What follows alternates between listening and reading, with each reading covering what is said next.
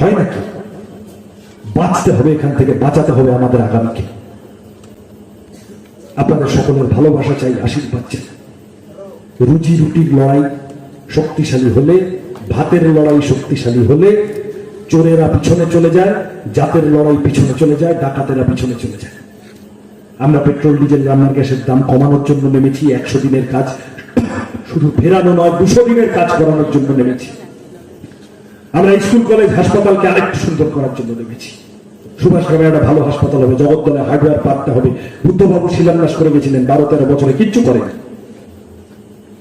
সাধারণ বাইপাস বামপন্থীদের কাজ, তার উন্নয়ন আরো বাড়বে, তার সামগ্রিক উন্নয়ন।